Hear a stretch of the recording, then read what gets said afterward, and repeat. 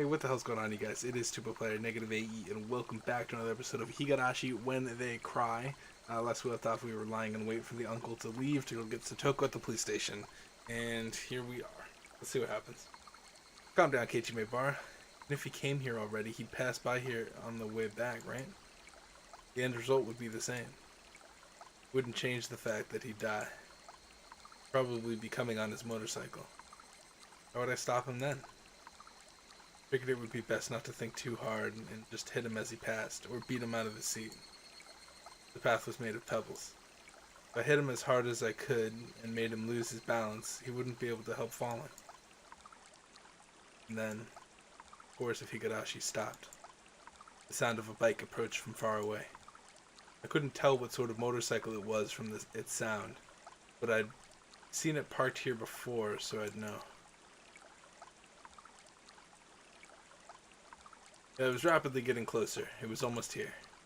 If he just went a little farther, he'd cross into that thicket and appear in front of me. I'd take a moment to make sure it was him, and when I'd put my plan into action. The motorcycle appeared. A few easily identifiable characteristics told me it was Satoko's uncle's bike without a doubt. Was it really him? Was it really Satoko's uncle? I wasn't making a mistake, was I? I looked at its characteristics again. Its color, shape, most of all the man's clothes. And face. Those last feelings of hesitation, I did away with them. Satoko, now your Nini will end it, okay? Closer. Closer. The bike came closer. Let's go. Satoshi. Whoosh. I jumped out of the thicket. I used my shoulder to basically tackle the uncle on his bike. All my might. He gave a dumb shout at his bike as his bike completely lost its balance. Finally it fell, the bike scattering clouds of sand, and after spinning it stopped. I don't know where I got finally. Her uncle, tossed to the ground, didn't understand what had just happened, and groaned for a few moments, crouched on the ground.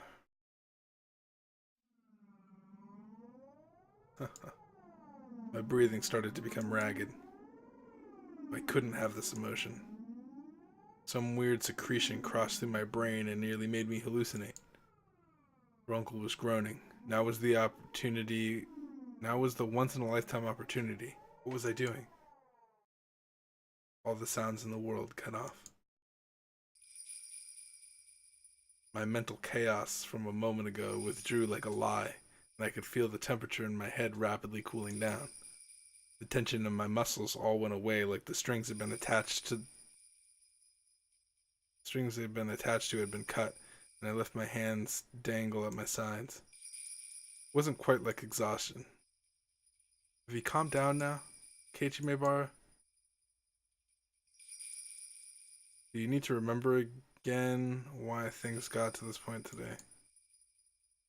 Scrape, scrape. I stepped over the pebbled path, taking one step, another step, then another towards Satoko's uncle. The more I walked, the more my breathing calmed. The more I walked, the more I felt my body cooling, calming, chilling with frost. Yes. At this moment, this guy had lost permission to live. I had just rescinded it. So he mustn't stay in this world any longer. If he lived any longer, if Satoko's misfortune continued, it would be my responsibility for having allowed him to live. I could feel the cooling substance going through my whole body, even down to my capillaries. Her uncle was at my feet now, still on the ground like an idiot. I smiled coldly at how ridiculous he looked.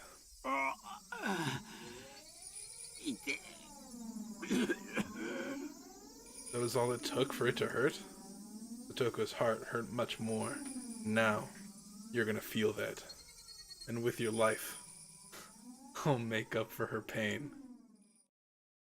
I erased all unnecessary information from my mind. I prioritized the murder of this man. Execute, execute, execute. Wham. fucking love this piece of music. Utterly calmly, I delivered my first strike to the back of his head.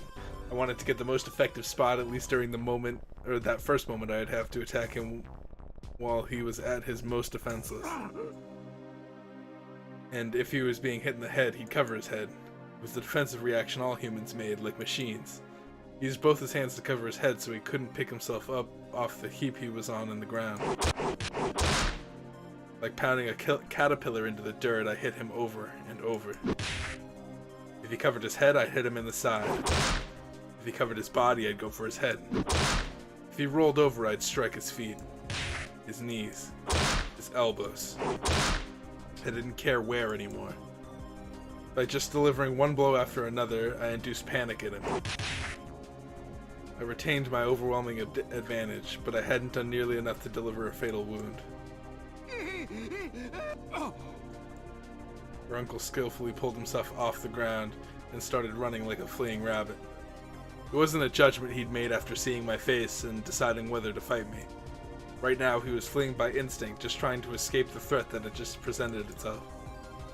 A counterattack from the more physically capable uncle was what I was most concerned about.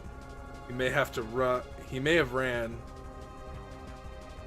run, but it wasn't all that unlucky. The odds were in my favor. The uncle didn't run away towards people, but off the path and into the woods. How pleasant that he would run in a direction where nobody was, or else was. He was fleeing into strange geography like a rat that instinctively runs into tight spots over and over. Yes, he was no longer human. He was a rat.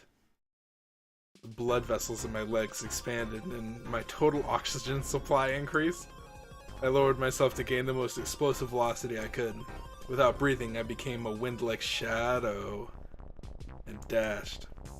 I crossed thickets, crushed dead tree branches underfoot, and dove through woods like a bullet. He ran so cowardly, arms flailing as he went. After catching up to him, I didn't need so much as a blink of an eye to strike him again. My senses, mind, and body were all sharpened purely to kill this man. This was the first time I'd felt like this. Well, this is the first experience I'd ever had killing someone. It felt natural continuing to do this for the first time. And that meant I had this much talent for killing. Or perhaps the act of killing was so simple that anyone could do it. I didn't struggle or grow tired at all chasing the clumsily fleeing uncle. No matter how much he ran, it was like trying to get away from his own shadow. He couldn't get away from me. I could easily aim at his back, his shoulder, and his head, even from this unnatural stance. Each time I struck him, he wailed in pain and begged pitifully for forgiveness, but it didn't disturb my mind. I was neither excited nor plagued by hesitation like before. I felt sharp. I felt like a carnivore. Of course, so did the uncle who was trying to run away because he didn't want to die. He didn't want to be eaten like a herbivore running with all his might trying to get away. Despite all the attacks, despite all the hits, he kept on fleeing without even staggering. And despite the bad footing in the forest, he impressively never tripped over anything. But there was no need to admire that fact. It was simply proof that he was no more than an animal. If he was chased, he would run. If he was going to be killed, he would run. He bared his fangs at the weak, but couldn't oppose the strong whatsoever. He was lowly, vulgar, a diminutive animal. Such a puny little creature had harmed Satoko. Scar after scar to her body and mind, deep wounds that might not never go away as long as she lived.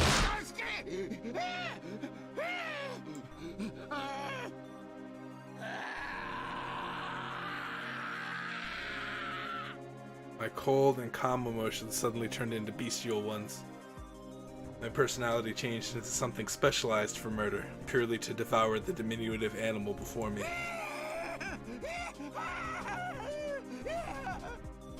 I'm impressed by how much you could run. Fine, run as much as you like. I will be your death. I will choose the moment at my leisure. Your legs will hurt. Your lungs will feel about to burst. Your head will hurt from lack of oxygen. If you feel the pain has become worse than death, then by all means stop any time. Without turning back, suffocating on his terror of death. On his terror of the approaching death, he just ran shamefully onward. He ran, but he was chased, his head bashed with the metal bat, sweat and drool flying everywhere, blood clinging to him. From his mouth came the sounds of coarse, irregular breathing and high-pitched screaming that verged on crying, and his pleas for forgiveness to someone I didn't know who. Each and every second was a second of atonement that I granted him. Now run, run, run, run, run, run, run, run, run, run. Then fall and moan and die. Where did you even crawl out of anyway? You were never here before. If you were never here, you should have never showed up. If you never showed up, our lives would still be fun and enjoyable. We would have gone to today's festival, waited for each other, and gone to the shrine laughing. We would have been playing amongst the stalls right now. We'd be browsing the food stalls you only saw at festivals, trying to win prizes from goldfish scooping, ring throwing, or target practice. Mion would surely make it into a competition, and we, as a club, would have a grand time. And everyone would have been cheering for Rika-chan's dedication dance. And everyone would say how fun it was, and it would give us energy for days to come. Fun, enjoyable, and funny. Warm time spent with friends. And that would have happened, but it didn't. And now, it was all smashed to pieces. There was no doubt what the world would be like if you never showed up. You were the obstacle, the mistake, the heresy in that world. But I would correct that mistake now. I would erase you and make it so this last week never happened. The night was the Watanagashi festival. The holy night where taking just one life was permitted in the name of Oyashiro-sama's curse. It looked like the Higurashi stopped crying at some point. When the Higurashi cried, everything would end. This is like the final chapter. They're roll crediting like a bunch. It's the Higurashi. And the Higurashi silenced. Lowly one. The hour of atonement is at an end. The Higurashi have stopped their crying, thus it is the end. The end, the end, the end. You don't have to run away anymore. Die with those dirty brains of yours. Smashed everywhere.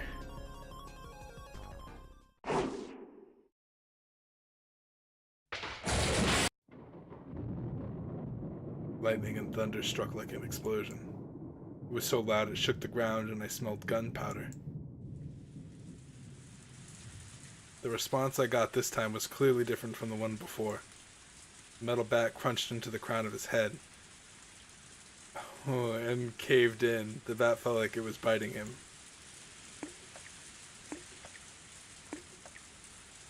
Did it just like rain at the exact moment that I killed this man? Jesus. It would have been the final killing attack that visited him. When I didn't overlook the opening that was left. I didn't overlook the opening that he had left as his knees gave out under him. I remained alert for a few moments, then thud. I placed both my knees on the ground, then fell forwards, burying my head into the ground.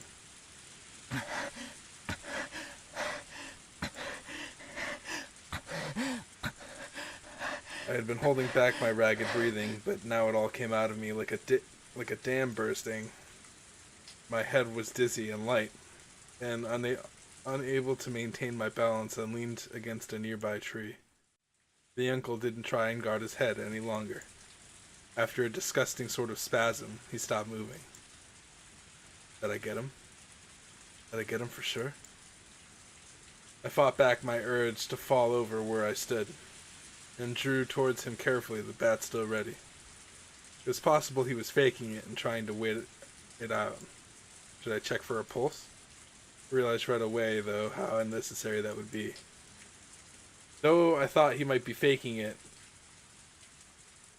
If I thought he might be faking it, then I would just have to keep pummeling him until I was satisfied. I fought back my ragged breathing again. And then I swung my bat far above and brought it down. pluck. His body leaped like a bow, but he didn't try and cover his head. And once again, I aimed for his head and swung. His reaction was the same this time. Jesus fucking Christ. Like, come on. Alright. After spending a few moments making his head into mochi, the hits gradually stopped and started to feel different. And it started to spray a filthy dark red liquid everywhere. That was enough. It was definite now. I had absolutely killed him. There was no sense of accomplishment, nor one of regret. I didn't feel anger towards Satoko's uncle, nor pity towards Satoko herself. Instead, right now, I was feeling like my heart had been stolen by the downpour. It had begun to rain at some point, and how uncomfortable it felt. The rainwater drenched my body and dripped down to the ground. The excitement within me faded as the rain washed away the grime. In exchange, my shoes were so wet they made splashing sounds.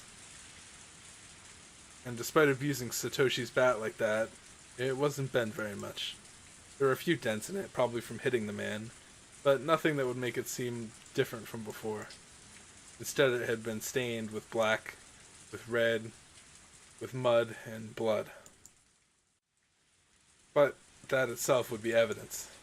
The one piece of evidence needed to prove that my delusions hadn't just been daydreams and that I'd ended Satoko's uncle for all eternity. Alright, Keiichi, calm your mind. The time for passion is over. Now is the time to be cold as ice. I needed to bury the body. But where was I? I simply followed the man as far as he ran into the darkness. I couldn't take a guess as to how far we'd run. It was already pitch black around us, and the only light I had to go was the very faint lights on the road a little further down. It's so dark out. I hadn't noticed the darkness until just now. My vision was so good that I could see the man's ugly hairline. I could have counted the pores on his head, or in his head. It was only now that I realized how much crazy strength I had mustered at that moment. I went over to the streetlight. I looked up and down the road, desperately trying to figure out where I was. Oh no. This is the one road connecting Hinamizawa to the town. We were unbelievably far away from Satoko's house. Have the two of us really run so far a distance? My surprise at that was accompanied by the knowledge of the miraculous fact that despite running so far and making so much noise, we hadn't come across anybody at all. There was a long way between here and the ambush location where I dug the hole. There was no way I could carry the body that far. Wait. Aside from that, the bike the man took here was still laying in the middle of that path. That would be an issue. The police could tell whose motorcycle it was just by looking at its license plate. And they wouldn't just leave it at that. Thankfully, the corpse was in a dark forest. In terms of urgency, dealing with the bike would come first. And then I wanted to get the shovel back from where I'd left it next to the hole. I shouldn't drag the body there. I would have to deal with it right here. Unfortunately, the ground was like mud from the downpour and was more sloggy here than where I was before. Might be able to dig a grave quickly here. There's gonna be I'm gonna guess that we're gonna dump it in the river because it's our last option. Of course, my bicycle was still over where I left it too. It still wasn't over. Homicide had only been half my goal. The other half would be just important as the first. I would completely hide the body, not allowing a beginning to happen. I would erase the man like he'd never existed and regain the peaceful times we had before. I bent my head backwards and calmed my mind even further. The big water droplets struck my brow mercilessly. They were actually quite comfortable for a while, and for a while left my desire to have its way. After confirming that I was sharp again, I started running through the rain. The motorcycle was in the grass at the roadside. Considering how it looked, pelted with rain and covered in mud, it actually seemed like it had been lying there for a very long time. The plan was to drop the motorcycle into the swamp. The swamp was a bit of a walk from here. Maybe not. I lifted the bike up. I didn't think it would be so heavy. I was a little surprised. Once I had it upright, it was fairly easy to roll it along. Still, pushing this thing all the way to the swamp was not something I really wanted to do. I could no longer ignore my exhaustion, and it warned me numerous times of how far away the swamp was. This motorcycle. I wonder if I could ride it well enough. Once I got it going, it would basically be the same as the bicycle. Wouldn't it get me to the swamp quickly? Plan suggested by my exhaustion. The anxiety at getting on a motorcycle for the first time withdrew. I turned the key, and then you just kick this pedal, right? Yeah. It's on.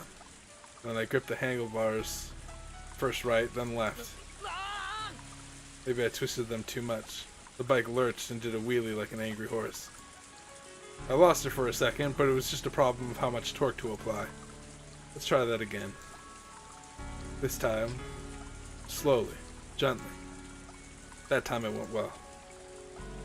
It was strange to be on a two-wheeled vehicle that would go even if I didn't pedal. Very odd, but I got used to it quickly. Mion once told me you could get a scooter license within a day, and she was clearly right. This was pretty easy. I needed to throw the metal bat into the swamp too, but I didn't know how I would pack the bat onto the motorcycle. With not much other choice, I stuffed it into the back of my shirt like a ninja carrying a katana. I put the tip down the seat of my pants and hunched over it wouldn't fall out. Got on the bike and this time got going without any difficulty. I carefully pressed the button labeled light, and a rather strong light came on, illuminating the way forward. I probably really shouldn't have turned it on, but I didn't have any way of seeing at this point, and had zero confidence I could ride through this darkness. As the rain... Ooh, there's a car. As the rain came down on me, I maintained a precarious balance and inched my way towards the swamp. Along the way, I ran across a few people who seemed to be returning from the festival. But none of them had any interest in me. They were either all soaked through with rain or hurrying on their ways home with their umbrellas low and their heads down. Yesterday, I might have been wary of even these passerby, but right now it didn't seem to be much cause for concern. In fact, it would probably be less suspicious to be riding out in the open like this instead of sneaking around. More and more, though, I started to think that idea is naive, brought on by my exhausted state. I climbed a steep hill. On a bike, the hill would have put me out of breath, but I just had to accelerate a little bit to climb the entire thing. Motorcycles sure are convenient. For a moment, its lights illuminated a sign before I passed it. Onagafuchi Swamp. Good children do not play around here. Still, it wasn't like the way to the swamp was cornered off by a metal fence or anything. Wait. Cordoned off. Parents and teachers would get mad at you if they found out that you were playing in the swamp. But some of the bad kids in my class apparently snuck out here sometimes to see the giant crayfish in the place. They talked before about how they go into the candy shop, buy some pickled squid, and then just tie it to a fishing line, throw it, and all the crayfish would come running. Jesus. Once I got up to the bank, there was a tiny ritual shrine and traditional ropes on top of one of the trees. And, as it swallowed the downpour whole, the blackened swamp had waited for me. I slammed on the accelerator from the cliff-like stop that I was on now, and the thing would fly... If I slammed on the brake and the cliff on top now, the thing would fly straight into the middle of the swamp. I had to be careful not to fall in with it. If I drowned and disappeared, man, what a stupid ghost story that would be. On the night of the Watanagashi, Satoko's uncle's corpse was found in a thicket by the road leading to town, and Keiichi Maebara went missing. People would whisper that I had been demoned away. The 5th year's curse would be a half-baked one. I got off the bike and twisted the accelerator as hard as I could.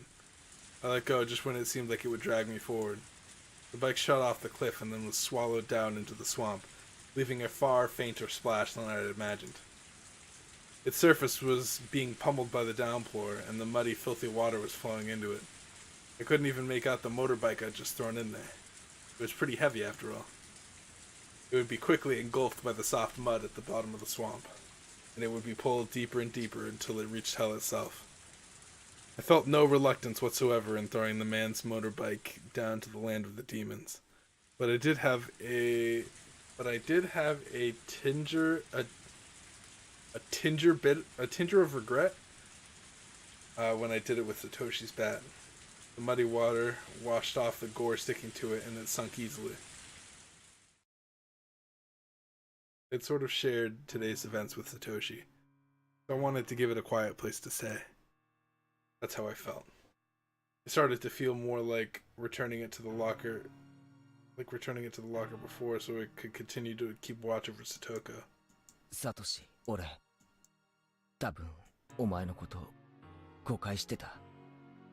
Satoshi listened quietly without nodding. Goddamn. He's a bat, dude. Calm down. I'm absolutely convinced now. You were the one who beat your aunt to death last year and saved Satoko. I always scorned you and called you a coward who ran away, but I was wrong. The rest of the world, some deviant was behind that incident, but I know. That was something you did for her, and then you disappeared. You finally got back that peace and lost it within days. So I swear to you that I will live life to the fullest from now on, live it enough for the both of us. And I will live on as though this week, this day, never happened. But I will never forget the short time we shared together as long as I live. I didn't know what expression Satoshi had made as he listened, but as someone who had protected the same girl, I felt he had smiled and given me his blessing. And then, a hand moved of its own accord. And the bat I hesitated to throw away left my hands and flew through the air. It traveled this parabolic path, spinning all the while, and the swamp absorbed it without a sound. There wasn't even any ripples in it when it hit the surface. That surface was... oh god. Tempestuous? Because of the downpour. And the bat was long gone. For a moment I regretted having thrown it. But I realized that might have been what Satoshi had wanted. そうだよな、俺は。まだ感傷に浸る余裕なんかないんだよな。I would return for my shovel, get on a bike, dig a hole to hide the body, and bury it. Whoa. It seemed like a simple sequence of events, but I felt extremely exhausted, and I had to do it all tonight. Satoshi left me with only the advice that I needed to finish this up soon. Then fell silent for eternity and disappeared at the bottom of the demon's abyss.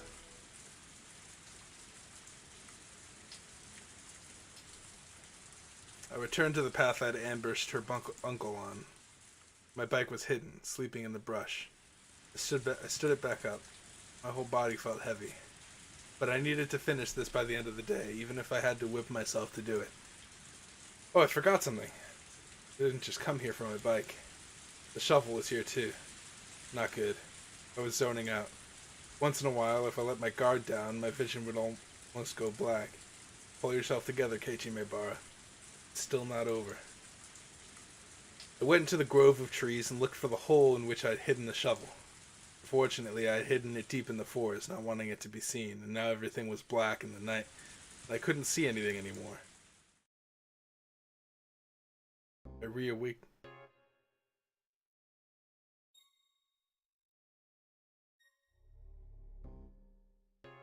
I like this, why does this music remind me of, Luigi's Mansion? I don't know. I don't know why it does. I reawakened by fading consciousness and realized just how big this annoyance really was. おい、マジかよ。The sweat the rain washed away before came back up to my skin. Deep, deep in the forest where the streetlights could never reach. The fact that it would be so pitch black had been completely uncalculated. With this much darkness, even if I had been able to kill him right away like I planned, Didn't know if I could still have buried him without a problem. What should I do? Simply couldn't find the shovel. Tonight. If I forced myself to go deep in the forest, I'd lose even my sense of direction. We might actually get lost in there. Might have been an exaggeration, but it was fully possible that I'd trip over a tree root and sprain a muscle. Right. The house's storage room. There was another shovel. The same fold-up kind. Couldn't I go back to the house, get the shovel, and then give up on finding the shovel tonight? It's not as though the name Maybara is written on the shovel. But it seemed like an unusual item from an important variety store made in another country, so didn't want to leave that shovel here. But in this darkness, I couldn't do anything. I should give up and go back to the storage room. There was an electric lantern in there. I used that for light. I could go look for it. But it was so extremely dark. Could I light the way with just the lantern? The light of the lantern in this dark. I couldn't discard the possibility of it drawing eyes. And I doubted if I could find the shovel with the lantern's feeble light.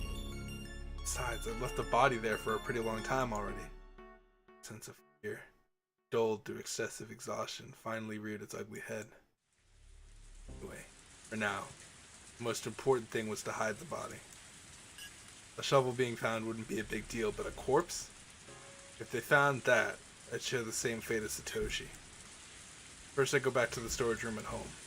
Then I go get the lantern. Now that it's gotten this dark, I might still need light to dig a hole for the body too. And then I get the other shovel.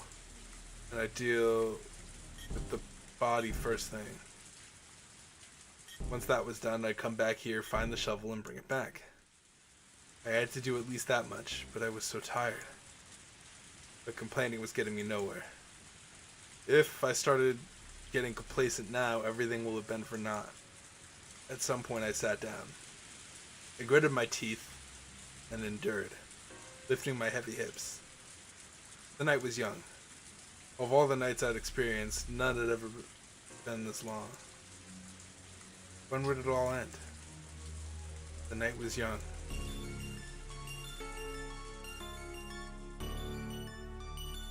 This is a really good song.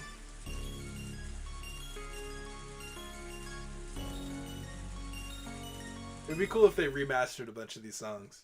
You know what I'm saying? They just like go through, remaster them, you know, make them so they're not like distorted, because some of them are like distorted a little bit.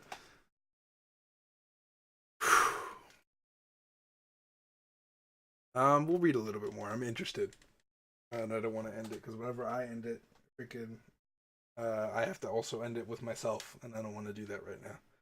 The lights at home were dazzlingly bright. Suddenly, they reminded me of how hungry I was. I checked the clock and saw that it was almost 7. I thought for sure that it was 2 or 3 in the morning already.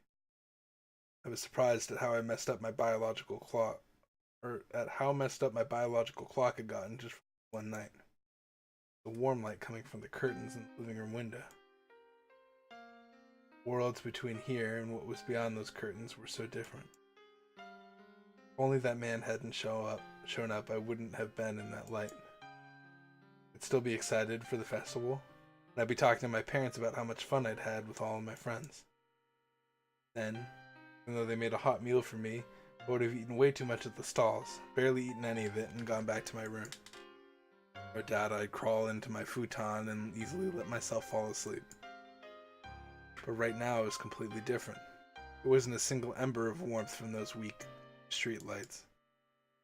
Right now, I was unconnected to any time spent with my family, and there was neither warm food nor the time to allow myself to sleep.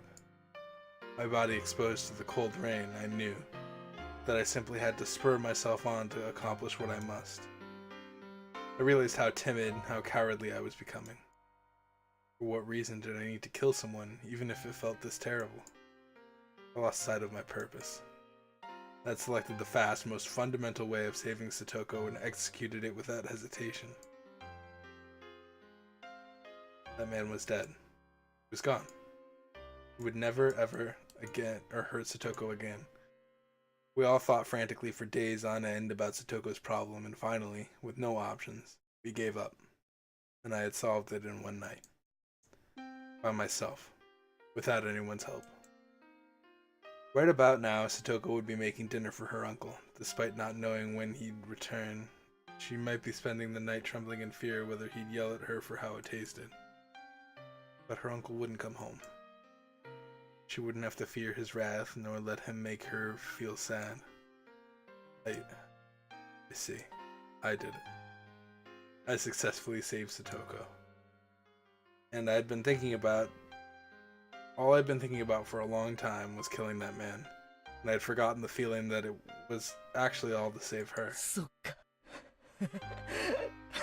I did something good.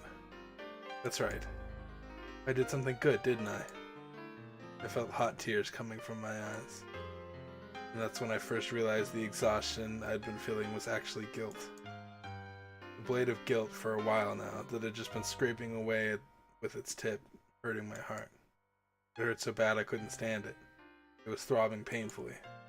It hurt so much it was painful that it hurt so much it was so painful that I cried.